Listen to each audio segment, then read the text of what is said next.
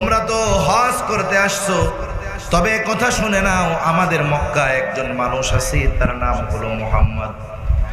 খবরদার তোমরা তার কাছে কেউ যাও না, সে হলো পাগল। আর এক রাস্তায় আর এক দল দাঁড়ানো, বাহির থেকে লোকজন আসতেছে,